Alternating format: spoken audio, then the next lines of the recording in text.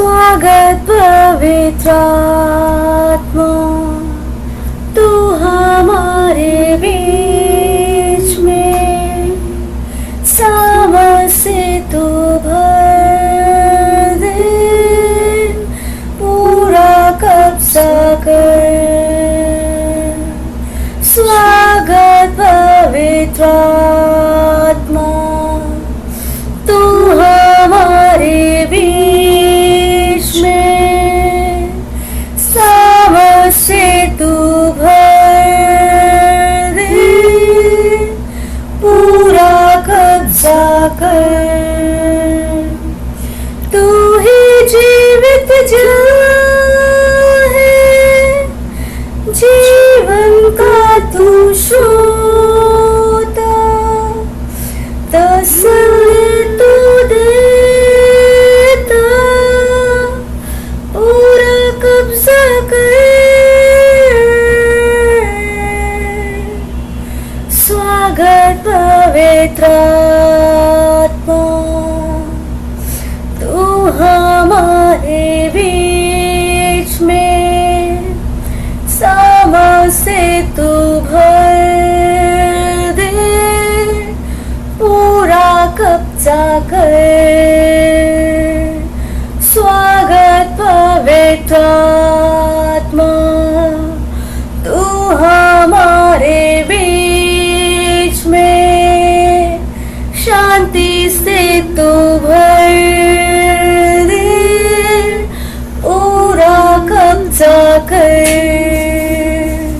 स्वागत पवित्र आत्मा, तू हमारे बीच में सामर्थ से तू भर दे, पूरा कब्जा कर।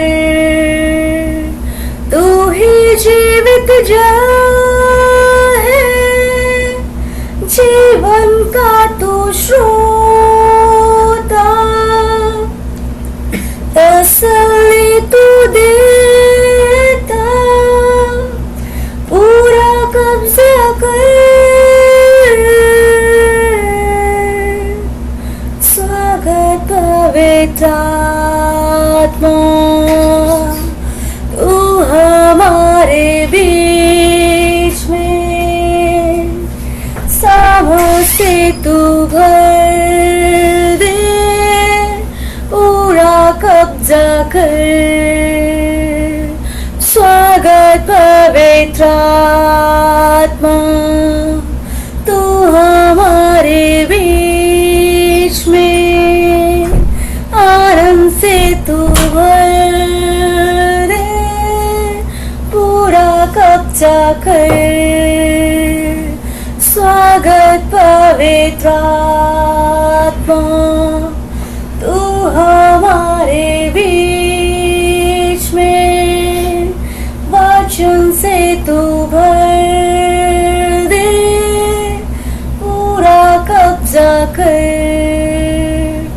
तू ही जीवित जल है, जीवन का तू श्रोता, तसल्ली तू देता, पूरा कब्जा कर। स्वागत पवित्र आत्मा, स्वागत पवित्र आत्मा, स्वागत पवित्र आत्मा। शालोम शालोम और शालोम। प्रभु यीशु की शांति जो समझ से बाहर है हमारे जीवनों में बनी रहे। प्रभु का धन्यवाद हो आज की सुबह के लिए। जैसा कि हम प्रेरितों के काम और के द्वारा हम देख रहे हैं इन दिनों में कि किस प्रकार से पहली शताब्दी में एक बहुत बड़ी जागृति थी। सताव के बाद भी जो था वो जहां जहां पे तितर बितर होकर लोग रह रहे थे वो सुसमाचार सुनाते फिरे। और क्या सुसमाचार था? यीशु मसीह का सुसमाचार उनके पास था कि किस प्रकार से यीशु मसीह ने के राज्य के बारे में सुसमाचार था। उसका राज्य कैसे इस पृथ्वी पर आ गया है, और उसको स्वीकार करने का जो हम लोगों ने मत्ती में छोड़ा था, मत्ती में पूरा पढ़ा था परमेश्वर के राज्य के बारे में। परमेश्वर के राज्य के बारे में पूरा हम लोगों ने 4 महीना हम लोगों ने यही थीम लेकर चले थे, और वही थीम इसमें चल रहा है। और दूसरा बात जो थी वो है यीशु मसीह के नाम का प्रचार था। यीशु मसीह का था प्रचार था कि यीशु मसीह ही वो परमेश्वर का मेमना है जो जगत के पाप उठा ले गया। और इसी में हम आगे बढ़ रहे हैं, और प्रेरितों के काम से हम देख रहे हैं कि किस प्रकार से जो है वो उस समय ये जो प्रचार था वो हो रहा था, और लोग प्रभु को ग्रहण कर रहे थे, आश्चर्य कर्म हो रहे थे। हम देखते हैं, आगे देखते हैं। हम थोड़ा सा मैं दोहराना चाहती हूँ पिछला कि क्या हम लोगों ने कल नेहा ने और उससे पहले हम लोगों ने क्या देखा था। तो यहाँ पर हम देखते हैं कि 8वें अध्याय में एक शिमोन जादूगर है, और वो बड़े बड़े आश्चर्य कर्म करके, बड़ी बड़ी बातें करके सब लोगों को अपने चुंगल में रखे हुए था। जैसे कि 9वें पद से हम पढ़ देंगे और पूरा 13 तक पढ़ दीजिए। 9 से 13 फिर से एक बार पढ़ दीजिए जी। इससे पहले उस नगर में शमौन नामक एक मनुष्य था जो जादू टोना करके सामरिया के लोगों को चकित करता और अपने आप को एक बड़ा पुरुष बताता था। छोटे से बड़े तक सब उसका सम्मान कर कहते थे, यह मनुष्य परमेश्वर की वह शक्ति है जो महान कहलाती है। उसने बहुत दिनों से उन्हें अपने जादू के कामों से चकित कर रखा था, इसीलिए वे उसको बहुत मानते थे। परंतु जब उन्होंने फिलिपुस का विश्वास किया, जो परमेश्वर के राज्य और यीशु के नाम का सुसमाचार सुनाता था, तो लोग, क्या पुरुष क्या स्त्री, बपतिस्मा लेने लगे। तब शमौन ने स्वयं भी विश्वास किया और बपतिस्मा लेकर फिलिपुस के साथ रहने लगा। वह चिन्ह और बड़े बड़े सामर्थ के काम होते देखकर चकित होता था। जी हाँ, यहाँ पर हम देखते हैं कि एक वो व्यक्ति जो कि जादूगर था, और सारे लोग उसके लिए क्या सोचते थे, जैसे कि हम 10वें पद में देखते हैं, वो मनुष्य परमेश्वर की वो शक्ति है जो महान कहलाती है, ये सोचते थे उसके बारे में। और उसने सबको अपने बस में कर रखा था। परंतु जब उसने फिलिपुस का सुसमाचार सुना, फिलिपुस से, जो कि सामरिया में ये सब चल रहा है अभी, और तो उसने जो है फिलिपुस क्या प्रचार कर रहा था, परमेश्वर के राज्य के बारे में प्रचार कर रहा था और यीशु के नाम के बारे में प्रचार कर रहा था। तो जब उसने सुना तो उसने विश्वास किया उस जादूगर ने। क्यों? क्योंकि वो आश्चर्य कर्म वहां पर हो रहे थे जो कि बहुत ही अद्भुत थे। और हम देखते हैं कि किस प्रकार से जो जैसे कि यहाँ पर 13वें पद में लिखा हुआ है, तब शमौन ने स्वयं भी विश्वास किया और बपतिस्मा लेकर फिलिपुस के साथ रहने लगा। वो चिन्ह और बड़े बड़े सामर्थ के काम देखकर चकित रहा। पासा बिल्कुल पलट गया है। पहले लोग उसके उन आश्चर्य कर्मों को देखकर चकित होते थे, अब ये चकित हो रहा है क्योंकि फिलिपुस जो कि प्रेरित नहीं है परंतु एक इवेंजलिस्ट है, एक सुसमाचार सुनाने वाला है, एक विधवाओं की देखभाल करने वाला समाज सेवक है, और वो उसके जो सामर्थ्य काम होते थे उनको देखकर वो बड़ा आश्चर्यचकित था।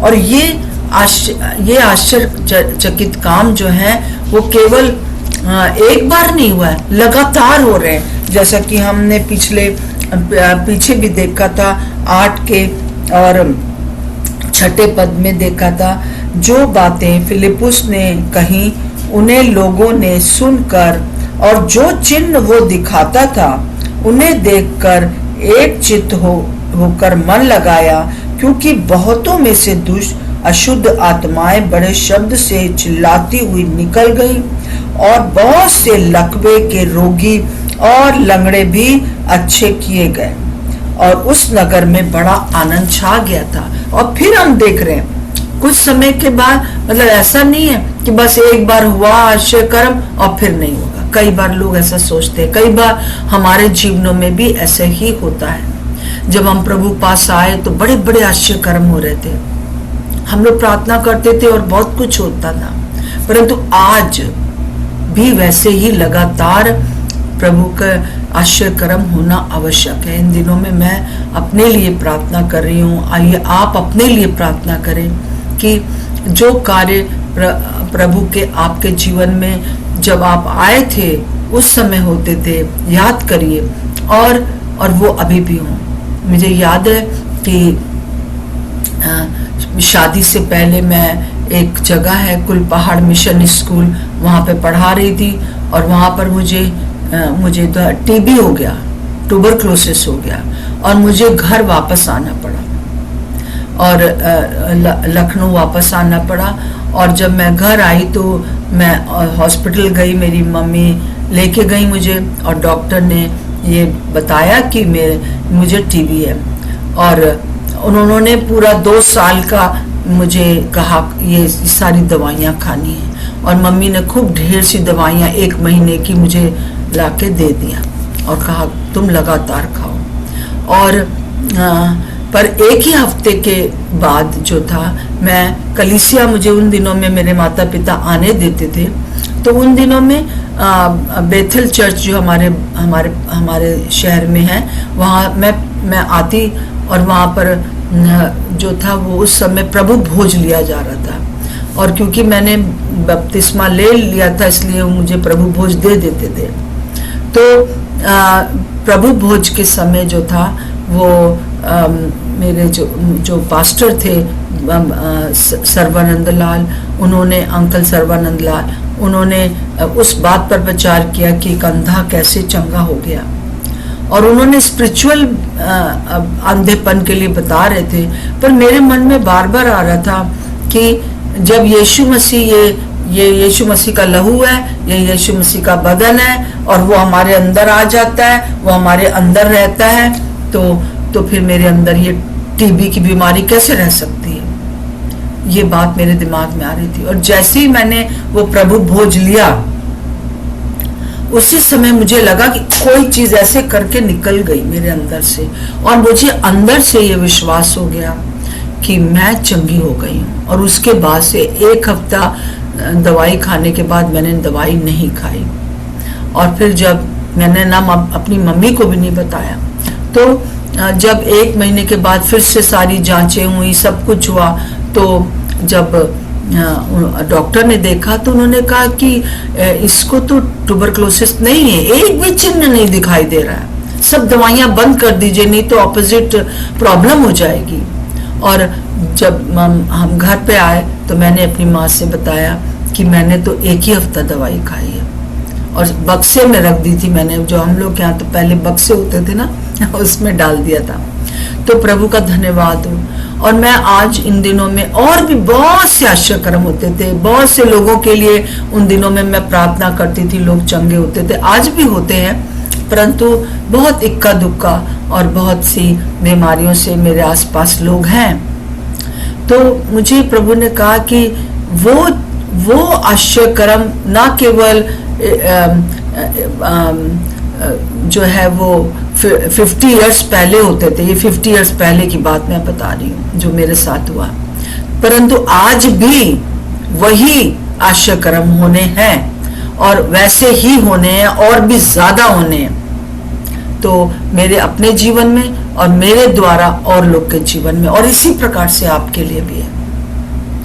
आप याद करिए, आपने उन दिनों में जब आप प्रभु में आए थे कितना ज्यादा आपको जोश था, और अगर नहीं भी हुआ था तो भी आप जो हैं ये प्रार्थना हम लोग कर सकते हैं कि जो आश्चर्य कर्म 2026 साल पहले फिलिपुस के द्वारा हुए, एक साधारण व्यक्ति के द्वारा हुए, तो वो आज मेरे द्वारा भी होना है, क्योंकि जहां कहीं पर भी सुसमाचार प्रचार किया गया पूरे प्रेरितों के काम में, वहां पर साथ साथ में आश्चर्य कर्म हुए हैं।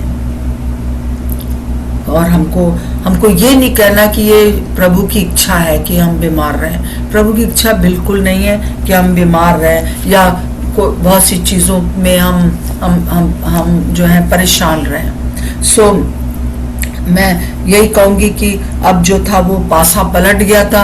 अब ये जो शिमोन जादूगर था ये बहुत चकित था। इसने जो है वो प्रभु का वचन सुना और उसने बपतिस्मा लिया। और हम देखते हैं कि वो आकर कहाँ रहने लगा, यूहन्ना और पतरस के साथ फिलिपुस के साथ रहने लगा। और ये तीनों बातें होना जरूरी है।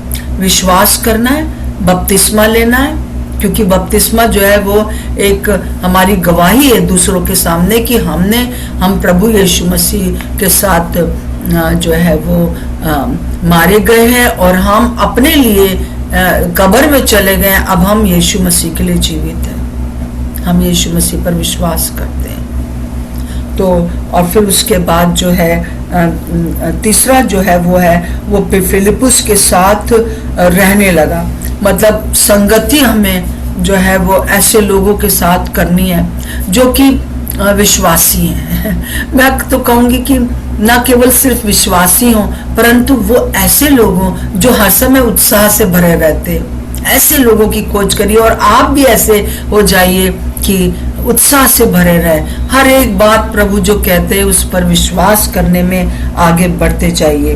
तो ये काम जो थे वो लगातार हो रहे थे। और देखते हैं 14 पद में हम देखते हैं, जब प्रेरितों ने जो यरूशलेम में थे सुना कि सामरिया में परमेश्वर का वचन मान लिया है, तो पतरस और यूहन्ना को उनके पास भेजा। जो प्रेरित थे, जो 12 प्रेरित थे, वो यरूशलेम में ही थे और सारे लोग तितर बितर हो गए थे।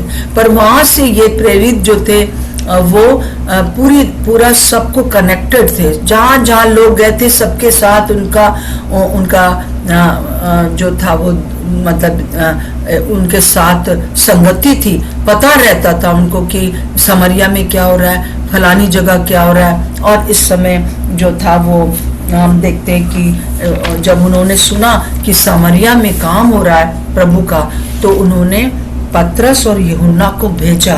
और ये जगह जो थी कम से कम जो था एक दिन का, अगर गधे से जाते, क्योंकि उन दिनों में गधा सवारी होता था तो 1 दिन लगता था, और अगर पैदल जाते तो 2 दिन लगते थे।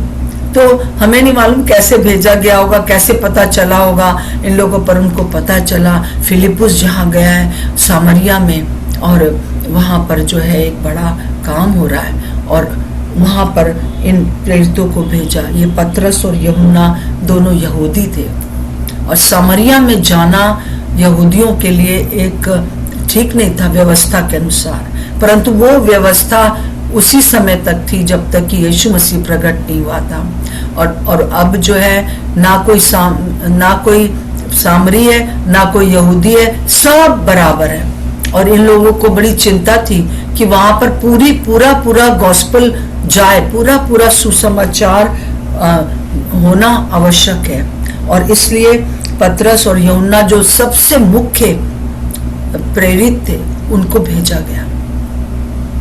सो प्रभु का धन्यवाद। और क्यों भेजा गया, आगे वाले पद में हम देखते हैं 15 पद में, उन्होंने जाकर उनके लिए प्रार्थना की कि पवित्र आत्मा पाए ना, क्योंकि वो अब तक उनमें से किसी पर ना उतरा था। उन्होंने तो केवल प्रभु यीशु के नाम में बपतिस्मा लिया था। अभी तक जो था बपतिस्मा तो ले लिया था। अब यीशु मसीह के नाम का मतलब ही है पिता, पुत्र, पवित्र आत्मा। अब इसको हम लोग कई दफा एक बड़ी डॉक्ट्रिन बना लेते हैं कि यीशु मसीह के नाम से। यीशु मसीह का नाम जो है वो पिता भी है, यीशु मसीह का नाम यीशु भी है, और यीशु मसीह का नाम पवित्र आत्मा भी है। तो यीशु मसीह का जो बात थी, यीशु मसीह का जो प्रचार था, वो जो मान लेता था उसको पवित्र यीशु मसीह के नाम से, मतलब पिता पुत्र पवित्र आत्मा के नाम से बपतिस्मा दिया जाता था, जैसे कि हम मत्ती उसका 28 का 29 में पढ़ते हैं। और अब जो क्या, पर यहाँ पर एक जो थी बीच में कमी थी, वो पवित्र आत्मा ऊपर उतरा नहीं था, जैसे कि पेंतिकुस्त के दिन उतरा था। सारे उस पर सारे जो 120 लोग थे उनके ऊपर उतरा था, और उसके बाद भी जो प्रभु को ग्रहण करता, जो पवित्र आत्मा जो बपतिस्मा लेता, उनके ऊपर पवित्र आत्मा का अभिषेक हो रहा था। कई बार ऐसा भी होता है कि प्रभु को ग्रहण करने के बाद जो है वो पवित्र आत्मा जो है उतरते हैं। हाँ, ये है अवश्य कि हम इस बात को समझ लें कि केवल जो प्रभु यीशु मसीह को ग्रहण किए हुए लोग हैं उन पर ही उतरता है, क्योंकि हम इस चीज को यूहन्ना उसका 14 का 17 में देखते हैं। 14 का 17 कोई पढ़ दीजिए। यूहन्ना 14 का 17।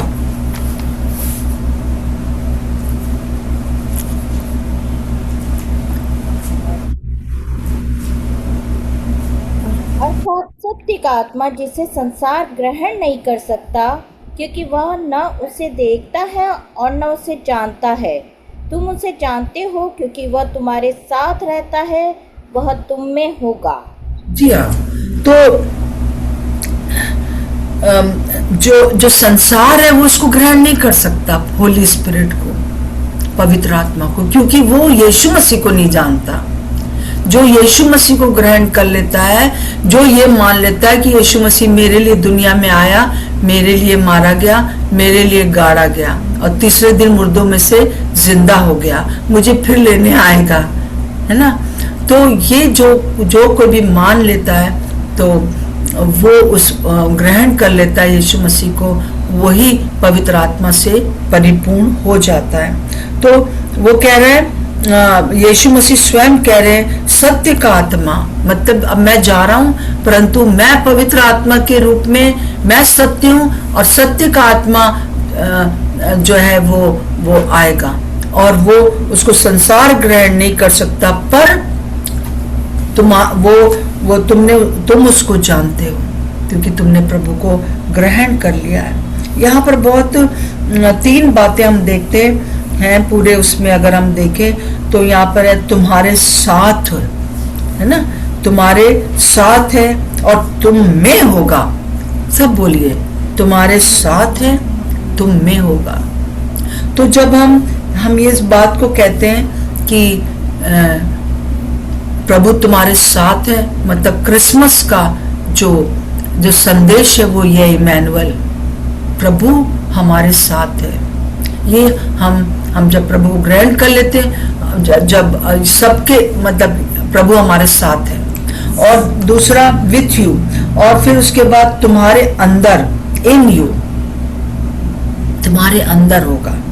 तुम्हारे अंदर कैसे प्रभु उस समय आए, जो कि हम देखते हैं कि यूहन्ना उसका 20 का 21 और 22 पढ़ दीजिए। और उसमें साफ लिखा हुआ है, जब यीशु मसीह जीवित हो गया तब क्या हुआ, और उस समय जो चेले थे वहां पर वो थे, और क्या हुआ, पढ़ दीजिए। यीशु ने फिर उनसे कहा, तुम्हें शांति मिले।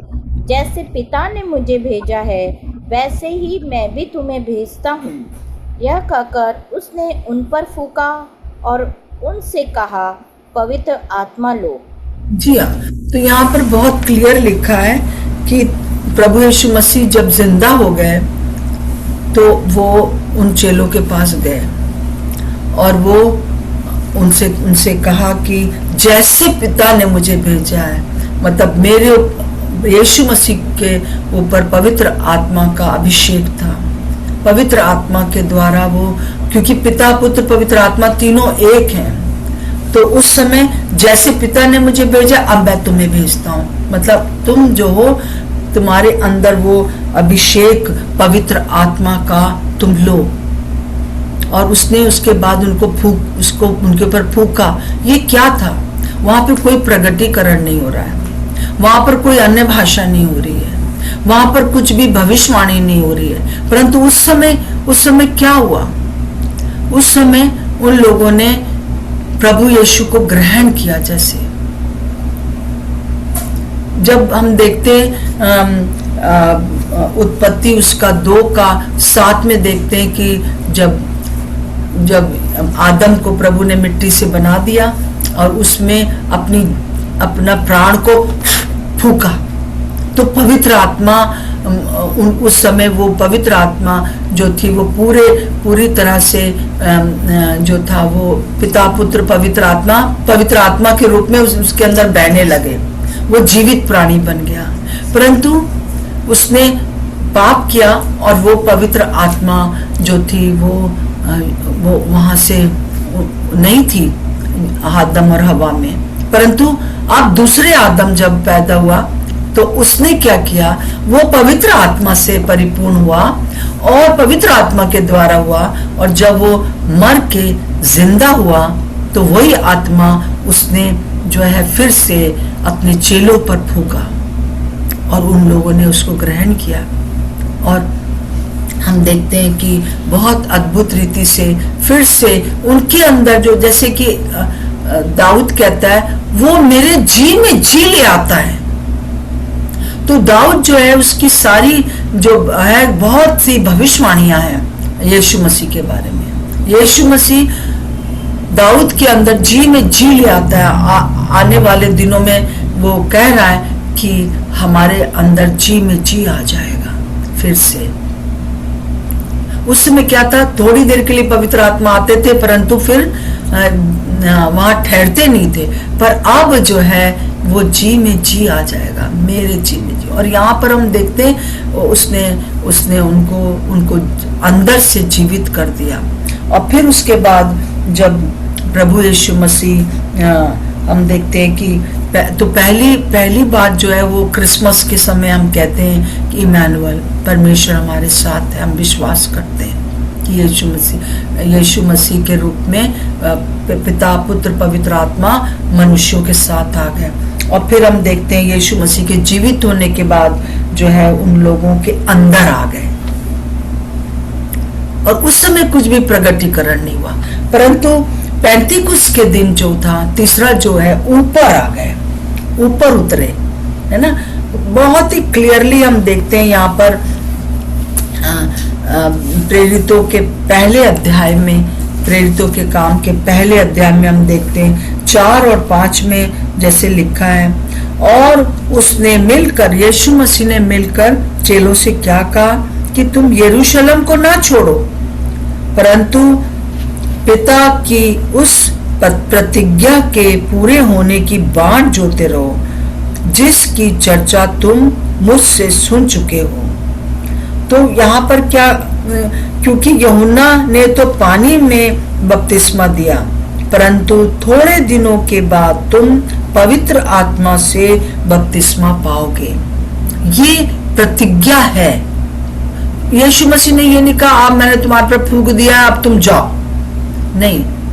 देखिए साथ है प्रभु, हमारे अंदर है। जब हम प्रभु ग्रहण करते हैं हमारे ऊपर है, और उसका बहुत ही क्लियरली हम 8वें पद में देखते हैं, 1:8 में, परंतु जब पवित्र आत्मा तुम पर आएगा तब तुम सामर्थ पाओगे और यरूशलेम और सारे यहूदिया और सामरिया में और पृथ्वी की छोर तक मेरे गवाह होगे। पूर्ण रूप से परमेश्वर के कार्य को, यीशु मसीह के इस उद्धार के कार्य को प्रचार करना, ये गवाह होना के लिए ये पवित्र आत्मा ऊपर आएगा, तुम्हारे साथ है, तुम्हारे अंदर है। यीशु को ग्रहण करने के बाद अब पेंतीकुस के दिन जो है वो हमारे ऊपर आएगा। तो ये कोई ऑप्शन नहीं है कि हो या ना हो, कोई बात नहीं, चलता है। परंतु हम लोग को क्या करना है? हम लोग को इस बात पर विश्वास करना है कि ये एक ज़रूरी चीज़ है, जो कि अगर हम चाहते हैं कि हम एक ऐसा जीवन व्यतीत करें जो कि सचमुच में गवाह का जीवन हो, तब हमको होली स्पिरिट से परिपूर्ण होना जरूरी है। इस बपतिस्मे की ज़रूरत है। पानी का बपतिस्मा तो लेना ही है, वो लोगों के सामने प्रकटीकरण है, परंतु पवित्र आत्मा का बपतिस्मा यही है, तुम्हारे साथ, तुम्हारे अंदर जब ग्रहण किया, अब तुम्हारे ऊपर। तो मैं विश्वास करती हूँ कि आप इस बात को समझ रहे हैं, और इन दिनों में हमें सचमुच में ये बहुत आवश्यक है। और इसका चिन्ह जो है, इसका जो प्रगटीकरण हुआ वो अन्य भाषा हुआ। हम उसको बहुत अच्छे से प्रेरितों के 2 अध्याय में हम देख चुके कि लोग अन्य भाषा में बोलने लगे, स्वर्गीय भाषा भी बोल रहे हैं और लोगों की भी भाषा बोल रहे हैं। जहाँ जैसे अगर भारत में नहीं, वहाँ पे लोग आ जाए, तो मैं विश्वास करती हूँ कि कुछ लोग जो यहाँ से गए होंगे, है ना, साउथ के, तो वो मलयालम सुन रहे होंगे, या वो लोग तमिल के सुन रहे होंगे, जहाँ जहाँ यहूदी लोग आके रुके थे, और वहाँ से वो लोग हमेशा इन पर्वों में जाया करते थे पूरे संसार से। तो हम देखते हैं कि आज हम प्रार्थना करें कि जो पवित्र आत्मा उस समय ऊपर आया, हमारे ऊपर भी वही पवित्र आत्मा का अभिषेक हमें चाहिए। और ये अभिषेक ऐसा नहीं है कि एक बार बस प्रार्थना कर लिया बस ठीक है, उसमें चलने के लिए प्रतिदिन हमें जरूरत है। अगर आप लोग मेरे साथ एग्री हैं, तो मैं चाहती हूँ कि हम केवल 1 मिनट अन्य भाषा में, जितने लोग हमारे साथ जुड़े हैं, हम अन्य भाषा में प्रार्थना करेंगे, और ताकि जो है हम वो सामर्थ पाएं, हम उस बात को पालें जिससे कि हम एक गवाह हो जाए। जैसे मैंने कहा कि उस सामर्थ के द्वारा ही हम आगे बढ़ सकते हैं।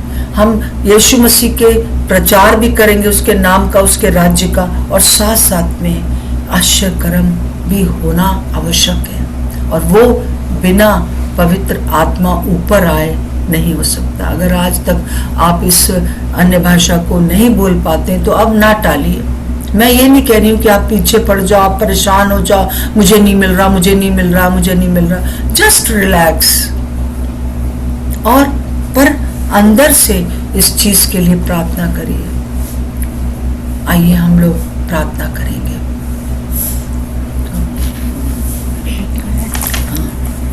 स्वागत पवित्र आत्मा, तू हमारे बीच में, सामर्थ से तू भर दे, पूरा कब्जा कर।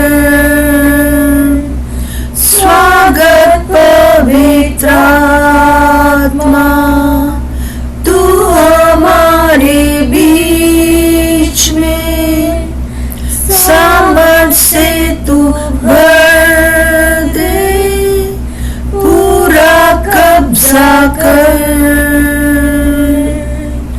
स्वागत पवित्र आत्मा, तू हमारे बीच में, सामर्थ से तू भर दे, पूरा कब्जा कर। तू ही जीवित जल है, जीवन का तू सोता, तसल्ली तू देता, पूरा कब्जा कर।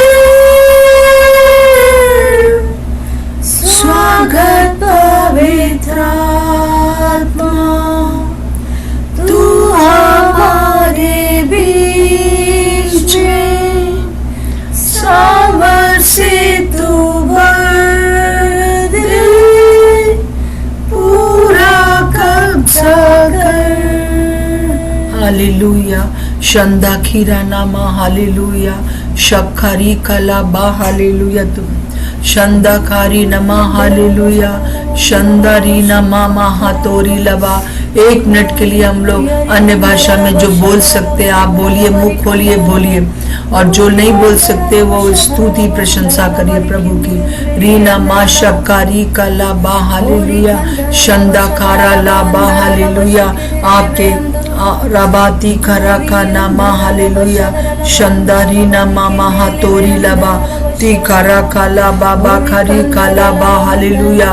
प्रभु मेरी प्रार्थना है आज हर एक जन जो मुझसे यहाँ पे जुड़ा हुआ है या बाद में जो देखेगा वो सब के सब प्रभु जी प्रभु आत्मा से परिपूर्ण हो जाए और प्रगटीकरण हो पवित्र आत्मा आपका।